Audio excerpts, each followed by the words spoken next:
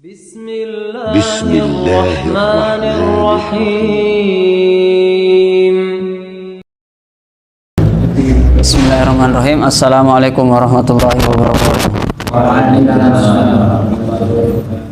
Alhamdulillahirabbil alamin wassalatu wassalamu ala asyrofil anbiya'i wal mursalin wa ala alihi wa sahbihi ajma'in wa ba'd.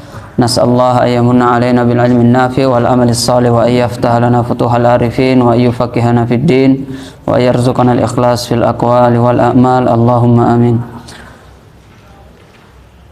Insyaallah kita lanjutkan, tapi sebelum kita melanjutkan kajian kitab kita, mungkin kita sedikit murojaah atau membaca ya nasihat-nasihat Al-Imam Al-Ghazali dari awal ya, karena ini sudah lama libur.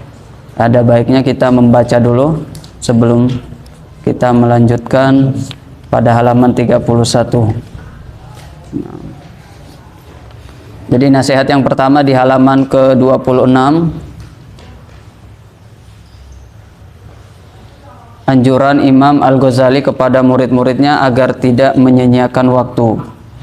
Nah, qala al-musannif rahimahullahu taala, ayyuhal walad, wahai ananda, min jumlati manas nasahabihi Rasulullah sallallahu alaihi wasallam ummatahu qauluhu, di antara hal-hal yang dinasihatkan oleh Rasulullah sallallahu alaihi wasallam kepada umatnya adalah sabda beliau, alamatu i'radillahi ta'ala 'anil 'abdi ishtighaluhu bima la ya'nihi. Jadi tanda berpalingnya Allah Subhanahu wa taala dari seorang hamba adalah dia menyibukkan dirinya dengan sesuatu yang tidak bermanfaat baginya. Dan di dalam hadis yang lain Rasulullah bersabda, min husni islamil mar'i tarkuhu ma la ya'nihi, yang ada di bawah catatan kakinya nomor 8. Di antara tanda kebaikan Islam seseorang adalah meninggalkan apa yang tidak bermanfaat baginya. Nah, jadi ini cara mengetahui apakah Allah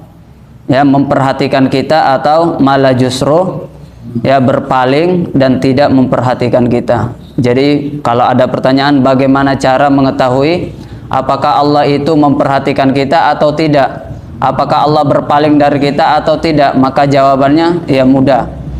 Ya cukup melihat kepada kesibukan kita. Ya kalau kita disibukkan dengan hal-hal yang baik, hal-hal yang bermanfaat untuk akhirat kita, berarti itu artinya Allah memperhatikan kita dan tidak berpaling dari kita. Tapi kalau kita melihat 24 jam dalam sehari ini kesibukan kita itu banyaknya sesuatu yang tidak bermanfaat, nah maka boleh jadi ini pertanda bahwasanya Allah sudah berpaling dan tidak mau memperhatikan kita. Jadi poinnya yang itu, poinnya seperti itu. Kemudian langsung saja, wa innam ra'an zahabat sa'atun min umrihi fi ghairi ma khuliqa lahu lajadirun an tatula alaihi hasratuhu. Nah, dan adapun sesungguhnya seorang yang sesaat dari umurnya berlalu yang dia gunakan untuk selain tujuan dia diciptakan. Jadi kita diciptakan hanya untuk beribadah. Jadi kalau ada 1 detik, 1 waktu, ya 1 menit, 1 hembusan nafas berlalu dan itu tidak untuk tujuan penciptaan kita yaitu untuk ibadah, maka pantaslah untuk menyesal selama-selamanya. Nah, jadi kita berusaha bagaimana waktu kita ini bermanfaat, bagaimana waktu kita ini ya mendatangkan manfaat bagi kehidupan dunia dan akhirat kita. Ya sama seperti orang ya dia tidak mau menggunakan hartanya kecuali harta itu kembali manfaatnya kepada dirinya. Ya maka seperti itu juga dengan waktu. Bahkan waktu ini lebih berharga daripada harta. Naam al-waktu asmanu naam minaz zahab. Waktu lebih mahal. Ya karena kenapa? Ya karena meskipun seluruh harta yang kita miliki kita kumpulkan untuk mengembalikan 1 detik waktu yang telah berlalu, tidak ada yang bisa mengembalikannya.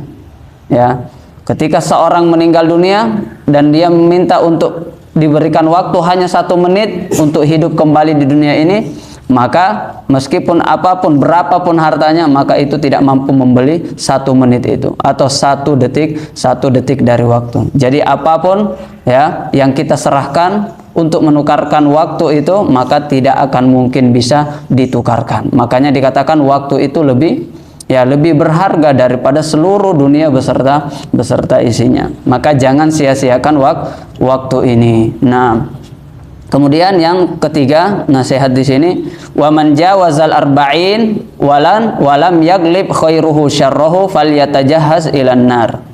Wa fi hadhihi nasihati kifayatun li ahli ilmi. Dan barang siapa yang telah melampaui usia 40 tahun tetapi kebaikannya tidak bisa mengungguli keburukannya, hendaknya dia bersiap-siap menuju neraka. Karena kalau sudah di usia matangnya 40 tahun tetapi ya capeknya masih lebih banyak capek dunia daripada capek akhirat, pikirannya lebih banyak masih memikirkan dunia daripada pikiran akhirat, ya waktunya lebih banyak untuk dipergunakan untuk urusan dunia daripada akhirat, maka bersiap-siaplah ke neraka. Wa fi hadhihi nasiha, dan dalam nasihat ini kifayatun li ahli ilmi, sekiranya sudah cukup bagi ahli ilmu. Nah, kemudian kita lanjutkan, menasihati itu mudah, yang sulit adalah menerimanya. Ayyuhal walad, wahai ananda, an-nasihatu sahlun, ya memberikan nasihat itu mudah, wal muskil qabuluha, tetapi yang sulit itu menerima nasihat. Li'annaha fi madzaki muttabi'il hawa murrun, ya karena bagi orang yang mengikuti hawa nafsu yaitu terasa pahit. Kenapa? Ya karena nafsu kita ini maunya apa? Maunya berbuat maksiat. Nah, ketika dia berbuat maksiat dan dinasehati, maka disitulah ya terasa pahit. Idzil manahi mahbubatun fi qulubihim, karena maksiat-maksiat atau sesuatu yang dilarang ini mahbubah, ya sangat dicintai, ya hatinya sangat mencintainya atau hawa nafsunya sangat mencintainya. Alal khususi, terlebih lagi liman kana talibal ilmi rasmi. Nah, terkhusus bagi orang yang hanya menuntut ilmu untuk mengejar apa? Mengejar gelar, ya, mengejar gelar atau ijazah. Wa mustagilan fi fadlin nafsi wa manaqibid dunya, yang dia hanya sibuk untuk apa? Mencari kedudukan dunia, ya kekayaan. Nah, wa manaqibid dunya fi fadlin nafsi, misalnya apa? Gelar-gelar profesor dan seterusnya, wa manaqibid dunya, dan kedudukan-kedudukan, kepentingan dunia. Fa innahu yahsabu annal ilma al mujarrad, karena dia mengira bahwa ilmu saja lahu sayakunu najatuhu. Nah, maka dia mengira bahwasanya ilmu itu sudah cukup untuk menjadi penyelamat baginya. Nah, wa annahu mustagnin 'anil amal, dan dia ya sudah merasa tidak perlu, ya tidak butuh kepada amal. Wa hadza i'tiqadul falasifah, dan ini adalah keyakinan falsafat yang tidak benar.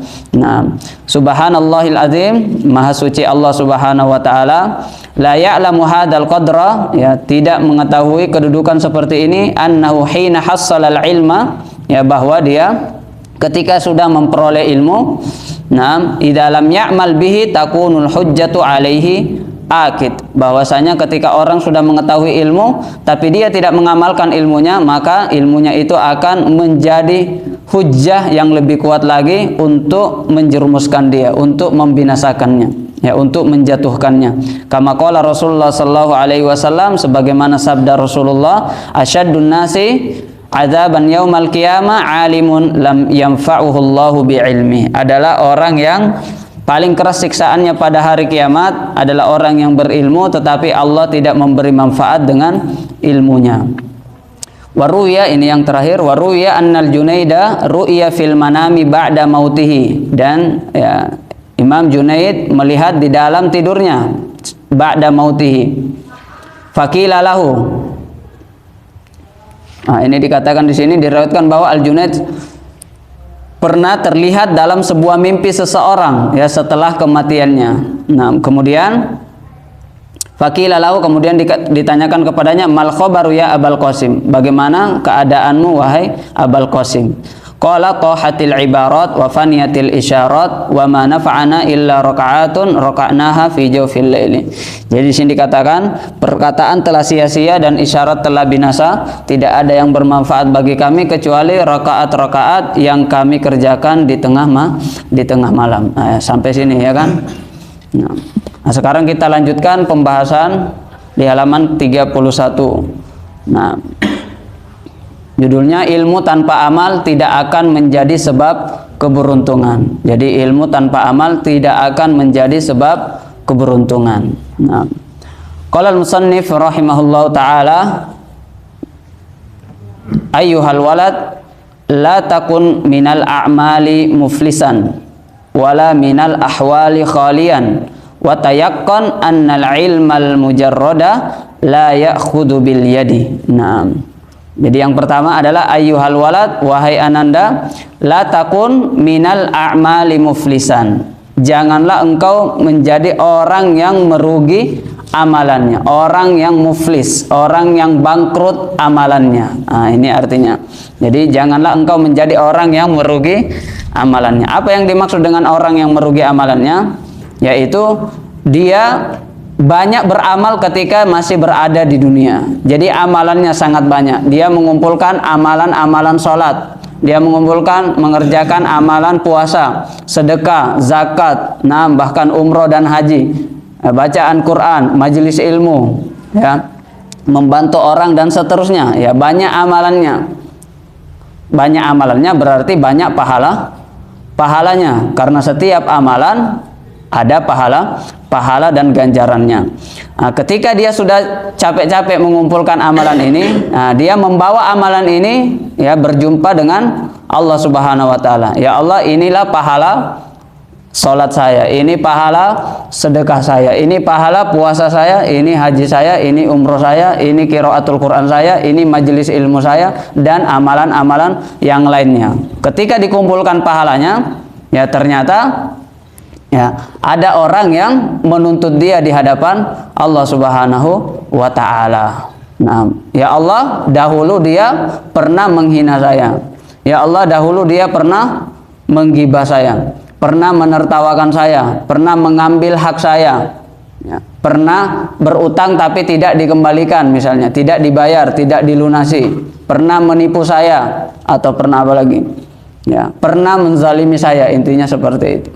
Akhirnya apa? Amalan yang dia sudah kumpulkan selama di dunia, misalnya kalau umurnya 60 tahun, berarti selama 60 tahun dia beramal, ya maka amalan ini ya diambil oleh orang yang pernah dizalimi selama di dunia. Orang yang pertama mengatakan dia pernah menghina saya, maka sebagian amalannya diserahkan kepada orang yang dihina. Kemudian orang kedua datang, si fulan, nah dia pernah mencaci maki saya, maka diambil lagi pahalanya diberikan kepada orang yang dicaci maki selama di dunia. Kemudian orang yang ketiga datang, dia pernah menggibah saya, ya, maka diambil lagi pahalanya diberikan kepada orang yang digibahi ketika di dunia. Dia pernah berutang dan dia tidak membayarnya, diambil lagi pahalanya hingga habislah pahalanya. Jadi apa? Seakan-akan dia itu beramal untuk orang lain. Anggaplah ada orang yang bekerja, tidak usah 40 tahun lah, bekerja sebulan.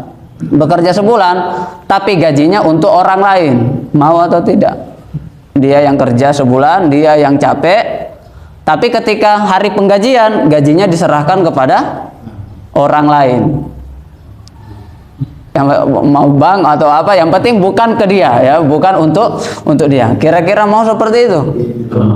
Atau paling tidak ya cuma mampir, ya dikasih dulu, setelah dapat, setelah dipegang, kemudian para rentenir datang, ya kan, menagih utang. Akhirnya apa? Dipegang satu kali, ya, cuma 1 menit mungkin, kemudian pindah lagi. Nah, itulah orang yang bangkrut.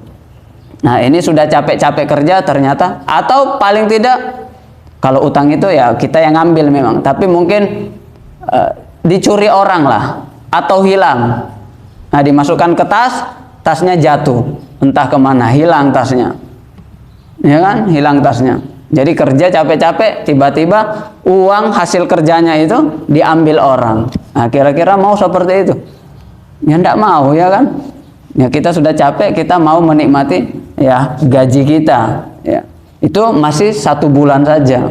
Nah, ini ada orang beramal siang malam, ya pagi petang, ya sholat 5 waktu, berjamaah di masjid, subuh ngantuk dipaksa bangun, sholat berjamaah di masjid, ya kan, ngantuk digunakan untuk murojaah, sibuk, pusing, hadir majelis ilmu, ya amalnya banyak, tapi dia tidak bisa jaga mulutnya. Dia menghina orang, dia menggibah orang. Akhirnya apa? Ini namanya orang yang muflis, orang yang bangkrut, orang yang bekerja untuk orang lain.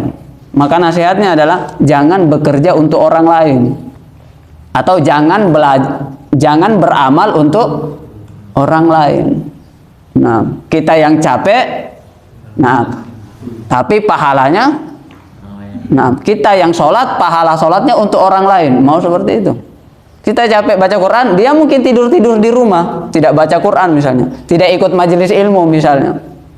Nah, kita yang majelis ilmu, pahala majelis ilmunya diambil oleh orang yang main futsal. Kenapa? Kita ngejek. Wah, apa itu, nggak pernah kajian. Maka ya kalau ngaji itu ya ininya juga dijaga. Karena ya seringnya seperti itu. Kalau sudah ngaji, lihatnya kepada orang yang nggak ngaji itu kayak apa gitu. Nah, jadi tidak boleh seperti itu. Ngaji semakin bertambah ilmu, semakin tawadu. Nah, itu kan sudah enak tuh, olahraga, ya kan? Dapat pahala majelis ilmu. Padahal kita yang duduk, kenapa kira-kira?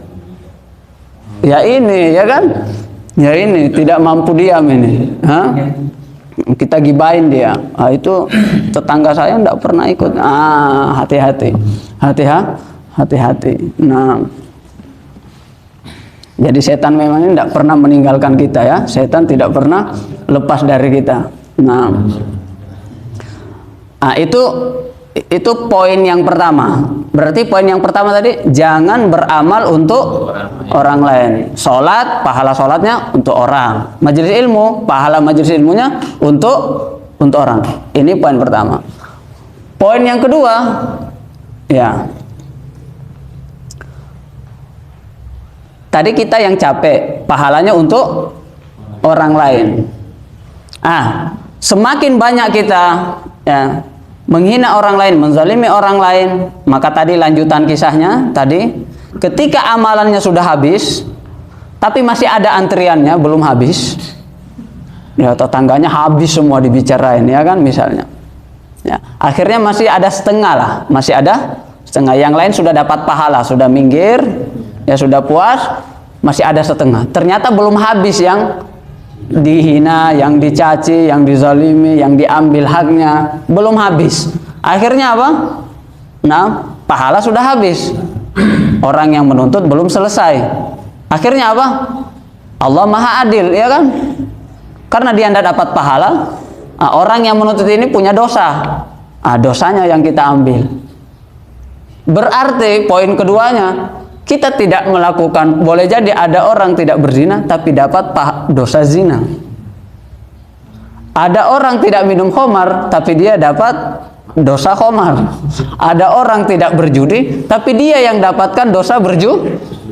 Kenapa kira-kira? Ya sama, tidak bisa menjaga lisannya. Dari ghibah, dari menghina, dari mencaci maki, dari menzalimi orang lain, dari mengambil hak orang lain.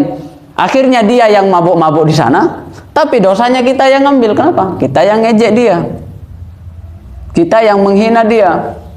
Ada orang berzina, kita tidak berzina, tapi dosa zinanya diserahkan kepada kita. Kenapa? Ya karena kita tidak mampu menjaga lisan kita. Ya maka hati-hati. Maka di sini nasihat yang sangat berharga dari Imam Ghazali, la takun minal a'mali muflisan. Jangan sampai amalan kita ini ya menjadi amalan yang bangkrut. Jadi kita ini beramal tapi amalan kita diambil orang yang berdosa, kita malah mengambil dosanya. Hadisnya ada di bawah, kalau mau nanti dibaca hadisnya ada di bawah terjemahannya nomor 12, tapi tulisannya kecil, catatan kakinya halaman 31, di bawah itu ada nomor 12. Sudah dilihat? Sudah? Yang itu hadisnya yang tadi saya ceritakan. Itu lengkapnya. Itu lengkapnya tapi cuma terjemahannya. Bahasa Arabnya ya, atadruna manil muflis. Apakah engkau mengetahui siapakah orang yang bangkrut? Seperti itu. Ini kalau mau nanti dibaca secara terus lanjutannya ada di balik nanti, ya. Di catatan kakinya. Berarti ini sudah jelas ya? Sudah jelas. Nah, berarti tadi apa? Muflis itu ada dua macam. Apa tadi yang pertama? Beramal untuk orang lain. Kita sholat, orang lain dapat pahala sholat. Kemudian yang kedua, orang yang berdosa, orang lain bermaksiat, malah kita mendapat maksiat. Itulah dosanya. Itulah yang dikatakan dengan muflis, orang yang bangkrut. Nah, jadi ya kita selain daripada kita memperhatikan bagaimana kita memperbanyak amal, setelah kita beramal, yang paling penting itu bagaimana untuk menjaga amalan itu. Jangan sampai amalan itu diambil oleh orang lain. Jadi beramal itu ibaratnya seperti apa? Menanam. Petani yang menanam misalnya. Kita lihat di sini banyak sekali orang yang menanam. Orang yang menanam tapi hanya sekedar fokus menanam, biasanya dia tidak panen. Ya kan? Kalau dia tidak memperhatikan tanamannya, boleh jadi diambil orang, tidak pernah dijaga, ya kan? Boleh jadi tidak pernah dicabut rumputnya, boleh jadi dimakan hama. Pokoknya biasanya nanti gagal panen. Jadi setelah menanam itu berusaha untuk menjaga tanaman ini sampai waktu panennya. Ya sama, setelah kita beramal, sholat, majelis ilmu, baca Quran, ya jangan hanya fokus beramal. Bagaimana supaya amalan ini tetap dijaga? Jangan sampai amalan ini diambil orang. Ya seperti itu. Butuh pagar, ya kan? Butuh pupuk, butuh dibersihkan dari rumput-rumput. Nah, butuh dijaga, jangan sampai dicuri orang. Nah, dan seterusnya. Butuh disiram supaya tidak mati. Nah, dan seterusnya. Ya sama. Nah, jadi menjaga amal itu sebenarnya lebih susah daripada beramal. Jadi menjaganya sama, menghafal itu ya tidak terlalu susah lah. Tapi murojaahnya itu yang susah, ya kan? Menjaganya itu yang susah. Nah, jadi hafal bolehlah berapa jam, 1 halaman setengah jam sampai 1 jam. Tapi murojaahnya itu yang agak susah. Menjaganya yang lebih susah. Sama, menuntut ilmu itu ya tidak terlalu sebenarnya. Tapi coba kita murojaah tadi misalnya, berapa yang masih ingat, berapa yang masih ingat. Ya, menjaganya itu lebih susah. Menjaga ilmu itu susah, tapi mengamalkannya lebih susah lagi, ya kan? Mengamalkannya lebih susah lagi. Karena kita sudah tahu, oh ini baik, tapi masih saja tidak dilakukan. Oh ini buruk, masih saja dilakukan. Ya tidak berarti mengamalkan ilmu itu susah. Susah atau tidak? Susah. Susah bagi jiwa-jiwa yang lemah kayak kita, ya kan? Tapi orang yang benar-benar merindukan surga, orang yang imannya sudah kuat, insya Allah tidak terlalu susah. Tergantung kualitas imannya. Nah, jadi ada anak muda yang kuat, ya dia bisa mendaki puncak Lau, bawa ranselnya lebih besar dari badannya, ya bisa. TikTok. Ya, PP pun bisa. Hujan pun ya basah ya, panas kepanasan. Tapi untuk berdiri sholat tarawih tidak bisa. Kok susah gitu. Ada orang tua renta ya, jalan aja susah. tapi berdiri sholat tarawih kuat. Kenapa kira-kira? Ya karena kalau sholat itu orang berdiri pakai iman, bukan pakai kaki. Pakai iman. Nah, siapa yang imannya kuat, dia akan betah berdiri lama-lama. Yang imannya masih kayak kita seperti ini, masih ya kelas-kelas 3 ya. Masih kelas kecek-kecek kayak kita ya, kok lama kali imamnya ya kan? Nah, lama kali. Nah, padahal kuat main futsal 2 jam. Tapi sholat, wah ngantuk. Ya kan? Iya atau tidak? Masuk majelis ilmu, kapan selesainya ini? Baru mulai aja. Sudah nanya kapan selesai. Baru muqaddimah ya, ya sudah nanya kapan selesai. Masuk khutbah Jumat, bismikallahumma ahya wa bismika amut. Ya tidur sudah selesai. Masya Allah. Main HP tidak ngantuk. Majelis ilmu ya tahulah, setan itu berarti setan. Nah, sudah berarti ini tadi berkaitan dengan apa? Ada yang mengatakan yang paling menyedihkan di akhirat itu, atau sesuatu yang paling mengerikan di akhirat itu, ya kita tidak mampu memberikan satu pahala kita kepada orang yang kita cintai. Siapa yang kita cintai? Ya ibu kita, ayah kita, istri kita, anak-anak kita. Istri satu aja, anak-anak kita. Anak-anak kita. Nah, ini orang-orang yang kita cintai. Nah, ini sesuatu yang mengerikan. Ya, kita tidak mampu memberikan manfaat kepada orang yang kita cintai. Kita tidak mampu memberikan pahala kita kepada orang yang kita sayangi ketika di dunia. Bahkan, justru pahalanya diberikan kepada orang yang dimusuhi di dunia. Orang yang dibenci di dunia. Siapa itu? Orang yang kita ejek, orang yang kita gibah. Nah, itu kan kenapa kita ejek dia? Ya karena kita tidak suka sama dia. Kenapa kita gibah dia? Karena kita tidak suka sama orang itu. Makanya kita gibah. Pahala kita mengalir ke sana. Kita berikan kepada orang yang kita benci selama di dunia, sedangkan orang yang kita sayangi tidak dapat apa-apa. Itu sesuatu yang menurut kami adalah sesuatu yang sangat mengerikan. Jadi satu pahala pun orang yang kita sayangi tidak dapat. Malah justru yang dapat orang yang kita benci, kita musuhi mungkin di dunia ini. Nah, karena kita benci dia, maka kita hina dia. Karena kita hina dia, maka dialah yang mendapatkan pahala kita. Nah,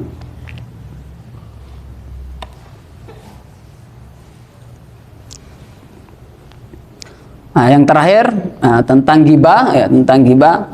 Jadi sebenarnya ya, kalau saya bertanya, menceritakan aib orang lain itu baik atau tidak? Baik atau buruk?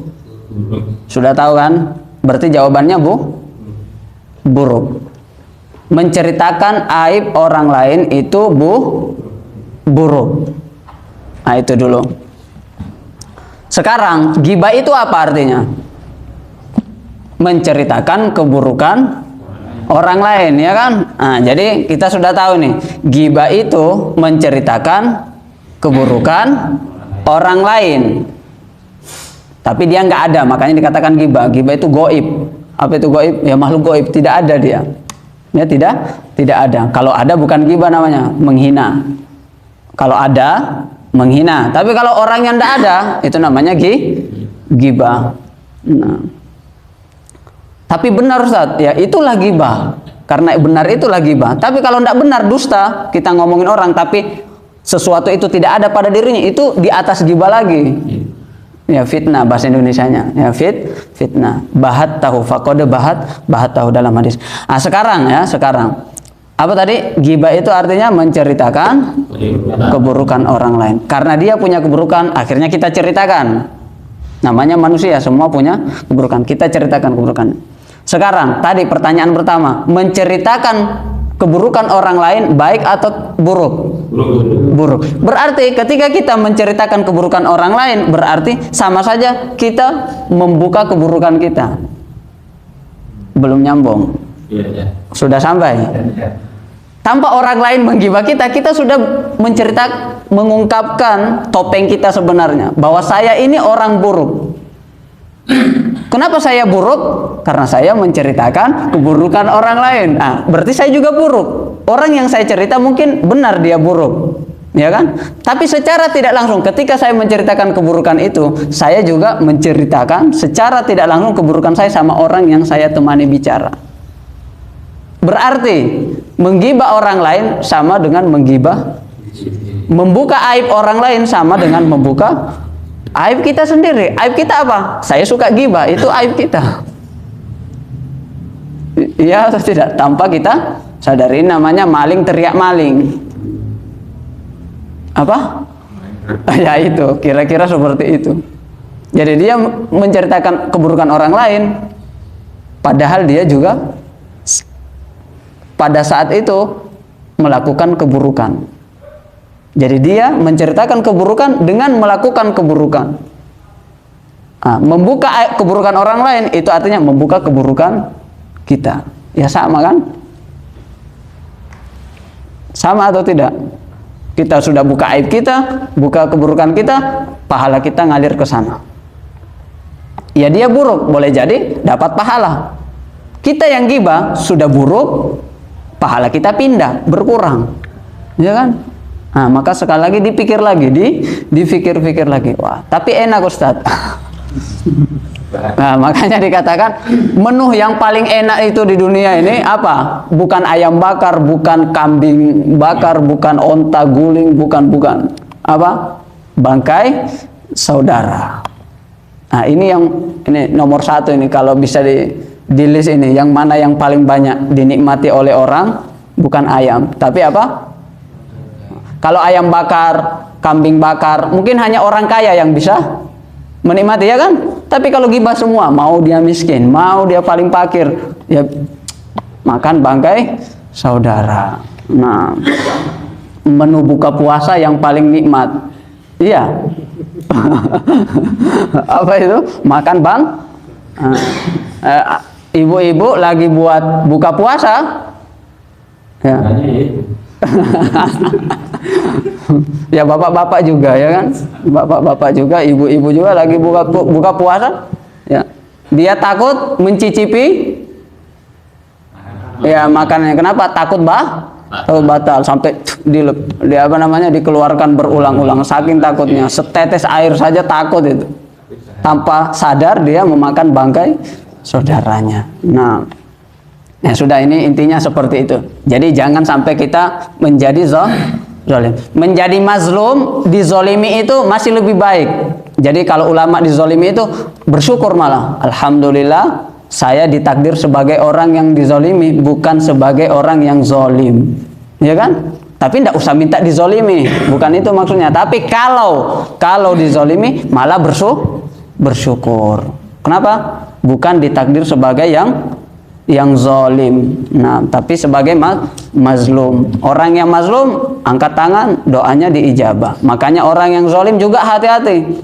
Nah, ittaqi da'watal mazlum. Hati-hati dengan doanya orang yang dizalimi. Kalau kita menzalimi orang, dia tidak ridho, doakan kita yang buruk-buruk, pasti diijabah. Semoga kamu bangkrut. Bangkrut beneran gitu. Bangkrut di dunia sebelum bangkrut di akhirat. Nah, kalau dia jengkel, apalagi kita menzalimi siapa? Ibu kita. Kita menzalimi ayah kita. Nah, itu double-double itu. Jadi doa yang tidak pernah ditolak oleh Allah adalah dakwatul mazlum. Kemudian doa orang tua kepada anaknya. Jadi kalau menzalimi orang tua berarti double, ya kan? Berarti double. Doa orang yang berpuasa. Orang tua kita berpuasa, kita zalimi, ya, habis kita. Bagus kalau doanya yang baik-baik. Maka orang tua kalau marah, disakiti hatinya, doakan yang baik-baik.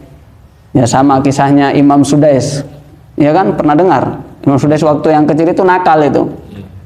Saking jengkelnya ibunya itu, doanya apa tapi? Semoga kamu menjadi imam Masjidil Haram. Jadi beneran, ya kan? yang enggak usah Masjidil Haram lah, Masjid Agung, masjid Masjid Zahid ya. Kalau kita takut bermimpi ya yang dekat-dekat dulu ya, yang dekat-dekat dulu ya. Tapi maksudnya kalau lagi marah jangan lontarkan kata-kata yang tidak baik. Nah, karena apa? Meskipun itu mungkin tidak diinginkan hati, tapi kalau terlontar ada malaikat lewat, amin, sudah selesai. Nah, ini untuk orang tua, untuk orang tua. Kemudian lanjut aja ya.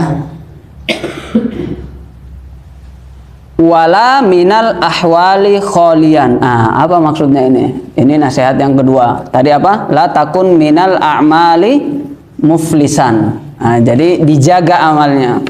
Kemudian yang kedua, la takun wala minal ahwali kholian. Aslinya seperti ini, wala takun minal ahwali kholian. Jangan juga menjadi apa? Ahwal. Ahwal itu kondisi orang yang soleh. Kondisi orang yang soleh. Bagaimana kondisi orang soleh?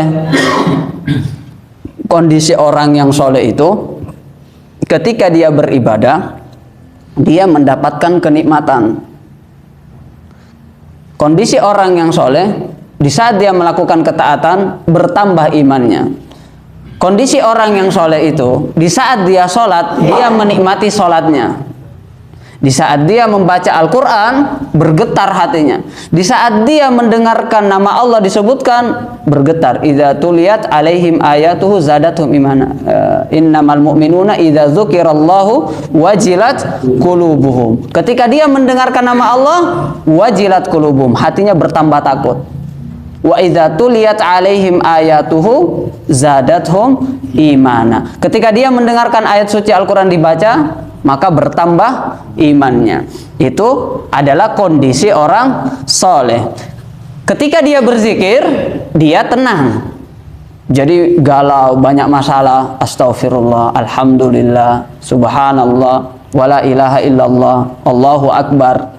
Dia berzikir, hatinya langsung tenang, galaunya hilang, stresnya hilang, utangnya lupa. Kenapa? Ala bidzikrillahi tatmainnul qulub. Nah, dengan berzikir hati bisa tenang. Maka kondisi orang yang soleh ya seperti itu. Dia bisa merasakan halawatal iman. Dia bisa merasakan manisnya iman. Dia bisa menikmati indahnya beribadah, indahnya sholat, indahnya baca Quran, indahnya membantu orang lain, indahnya majelis ilmu. Nah, bahkan orang soleh itu ya tidak hanya bisa menikmati kenikmatan karunia yang diberikan Allah dengan syukur, malah ketika dia mendapatkan musibah, dia juga mengatakan alhamdulillahi ala kulli hal. Dia pun menikmati. Itulah yang dikatakan dengan al-ahwal. Apa itu ahwal? Kondisi orang soleh. Nah, maka janganlah kita menjadi wala takun minal ahwali kholian. Apa itu kholian? Kosong. Kosong. Jadi maksudnya jangan sampai kita tidak bisa mengikuti kondisi orang yang soleh. Jangan sampai ketika kita beribadah hati kita itu kosong. Itu artinya jangan sampai kita majelis ilmu tapi hati kita kosong, tidak fokus, tidak bisa mengambil faidah, jasadnya saja yang hadir. Ketika sholat ya fisiknya saja yang sholat, hatinya tidak sholat, pikirannya tidak sholat. Itu yang dimaksud. Baca Quran ya tidak ngefek sama sekali. Kenapa? Hatinya terbang ke sana kemari. Dengar bacaan Al-Quran juga tidak ada pengaruh, tidak bertambah imannya. Dengar nama Allah disebut tidak bergetar hatinya, tidak bertambah takutnya. Kenapa? Ya karena hatinya kosong. Saat berdoa hatinya kosong, cuma di lisan saja Robbana Robbana, tapi hatinya kemana-mana, tidak fokus. Padahal Rasulullah SAW pernah bersabda, Innallaha la yaqbalu du'a min qalbin ghafilin lahin. Nah, fima maknal hadis. Jadi Allah itu tidak pernah atau tidak akan menerima doa daripada hamba yang hatinya itu lalai, kosong. Ya, maksudnya cuma di lisan saja, tidak dihayati doanya, tidak benar-benar diminta seperti itu. Cuma ya amin, amin, amin gitu-gitu saja. Tapi tidak tahu apa yang didoakan. Nah, jadi hatinya kok kosong seperti itu. Lisannya berdoa, tapi pikiran dan hatinya ya kemana-mana. Fisiknya sujud, ruku, i'tidal, tasyahud, tapi pikirannya kemana-mana. Nah, maka dikatakan laisa lil insani min salatihi illa ma aqala minha. Jadi seseorang itu tidak mendapatkan dari salatnya, ya bagian dari salatnya, maksudnya pahala, ketenangan dari salatnya, kecuali ma aqala minha, kecuali apa yang ditadaburi makna-maknanya. Makanya kemarin kita sempat mengkaji ya tentang apa tadabbur bacaan salat, supaya apa? Supaya salat kita itu ya bisa kita nikmati, ya bisa kita tadabburi, bisa kita manfaatkan ya salat kita. Jangan sampai kita hanya apa? Ya, ruku, jasad kita ruku, sujud, tetapi hati kita tidak sujud, hati kita tidak ikut ruku. Nah, berarti yang kita dapatkan dari salat apa? Apa yang aqala minha. Di dalam hadis dikatakan apa yang kita fahami, apa yang kita tadabburi maknanya.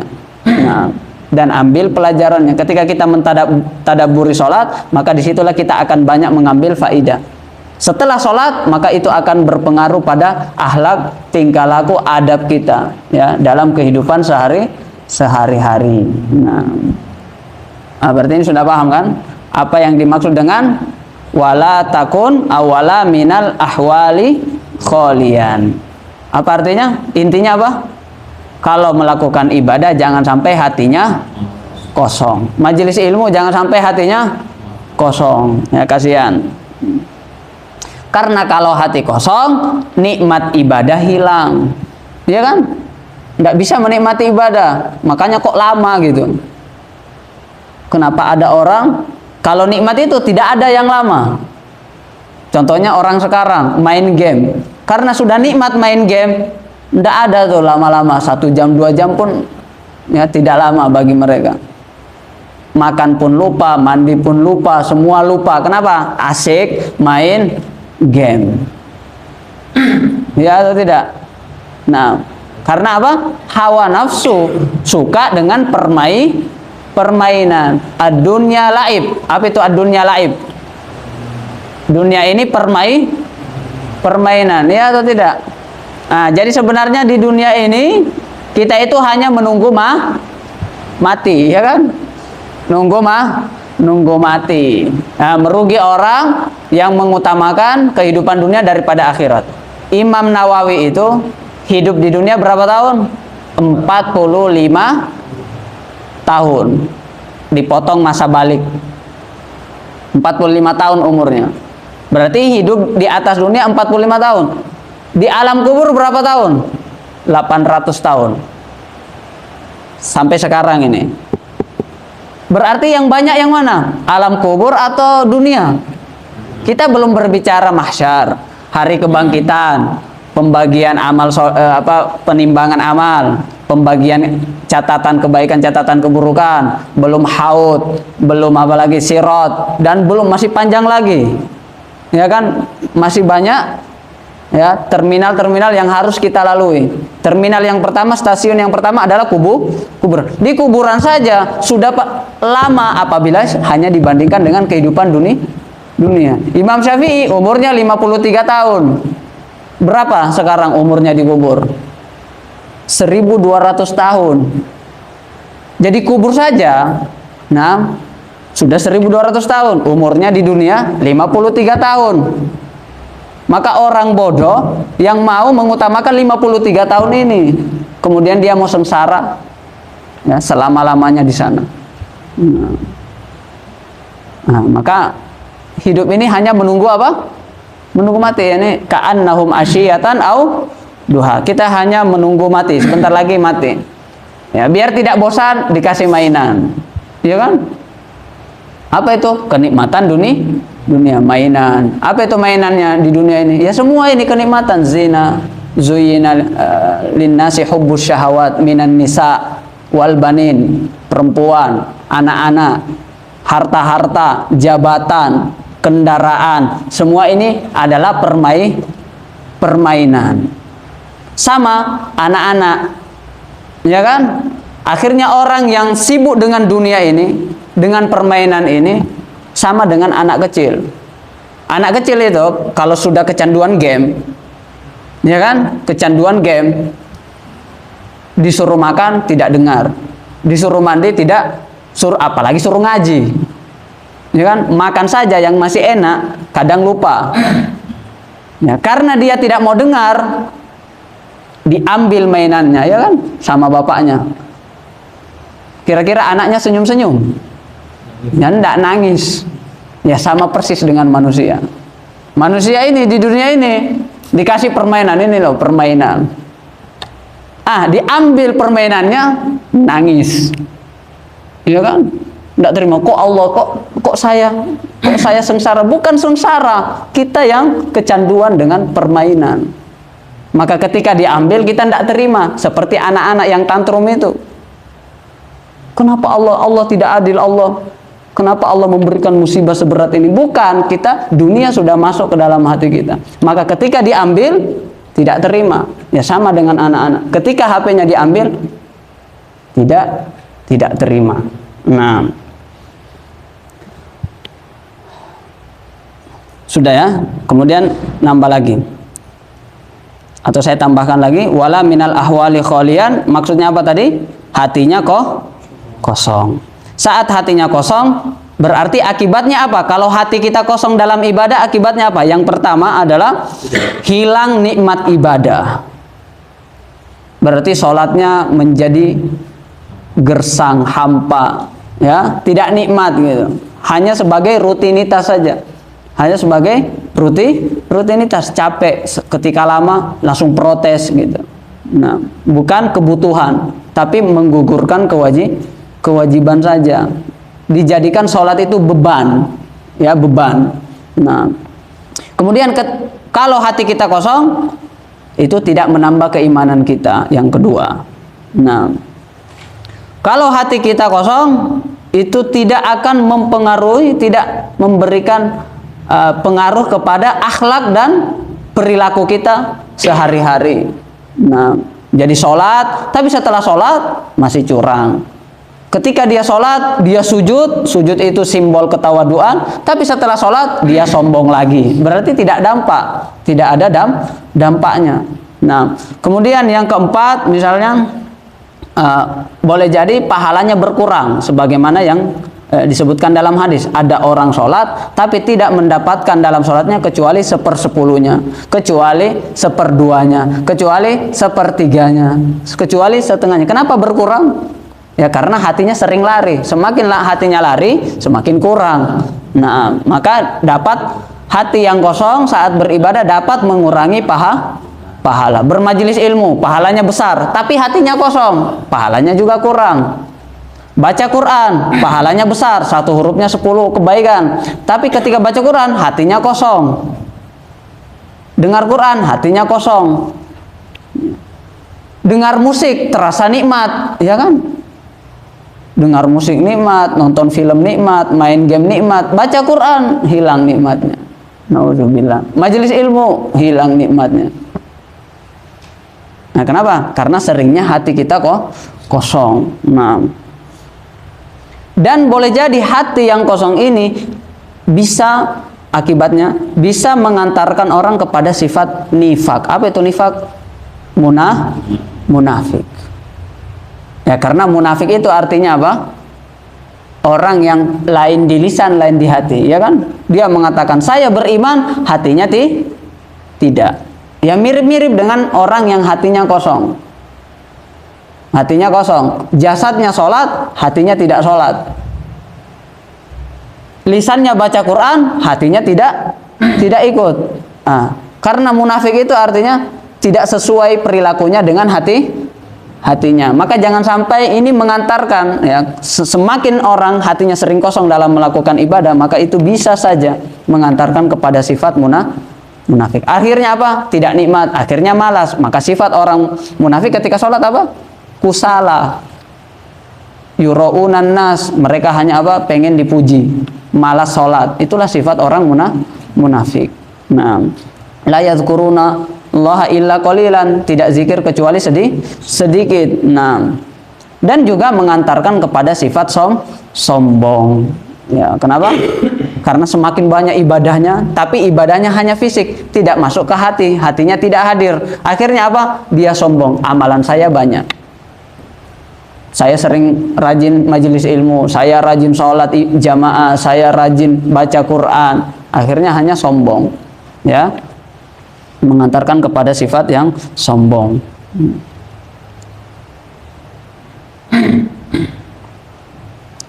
Padahal hati adalah raja.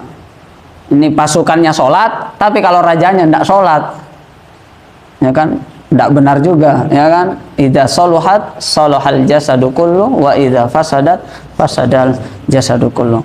Kemudian yang terakhir, ini ringkas saja, wa tayaqqan annal ilmal mujarrada la ya'khudhu bil yad. Nah, dan yakinilah, ya, percayalah annal ilmal mujarrad, bahwa ilmu saja, maksudnya ilmu saja itu tanpa amal, ilmu tanpa diamalkan, la ya'khudhu bil yad, tidak dapat menolong pemiliknya, pemilik ilmu tersebut.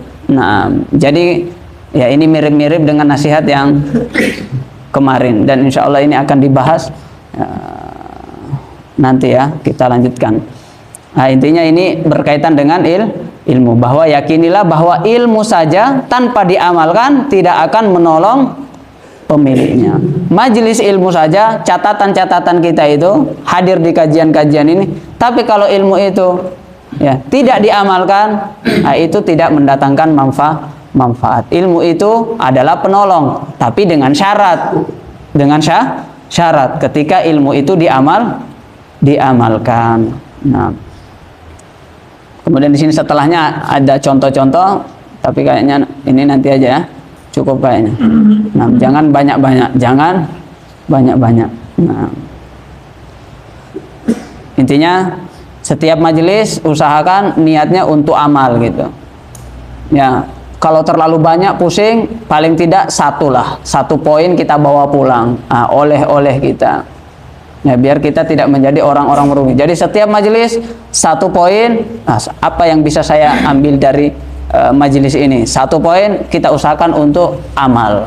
Nah, kita usahakan untuk diamalkan. Jadi setiap majelis bertambah amalnya. Setiap majelis bertambah amalnya. Ada ahad pagi ikut lagi, bertambah. Setelah maghrib ada kajian ini, arba'in misalnya, bertambah lagi. Nah, jadi itulah tujuan kita menuntut ilmu, untuk diamalkan. Nah, sudah, ya. Nah, seperti di sini nanti, apa tujuannya obat? Untuk menyembuhkan. Kalau orang cuma beli obat tapi tidak diminum, ya rugi, ya kan? Ya sama. Orang hanya hadir majelis ilmu tapi tidak diamalkan, ya sama, rugi. Orang beli mobil tapi tidak pernah dipakai, nah, ya rugi gitu. Sama seperti itu. Beli banyak makanan tapi cuma dilihat-lihat di depannya, tidak ada yang dinikmati, ya rugi. Nah, ya sama. Kita catat-catat, ya, ambil satu poin, amalkan. Oleh-oleh dari majelis ilmu. Jadi oleh-oleh majelis ilmu itu ya seperti itu. Poin diamalkan. Bukan apa? Bukan kue, bukan kue, bukan makanan. Majelis ilmu ada kayaknya bawa pulang kasih anak. Kenapa? Kalau hanya kue, itu jurusannya kemana itu? Toilet. Tapi kalau ilmu yang bermanfaat, jurusannya surga. Nah, ini oleh-oleh terbaik yang kita bawa ke rumah kita, ke anak-anak kita, ke istri-istri kita. Naqtatim bi doa kafaratil majlis. Sallallahu alaihi wa sallallahu ala sayyidina Muhammad. Syukran wa barakallahu fikum. Assalamualaikum warahmatullahi wabarakatuh.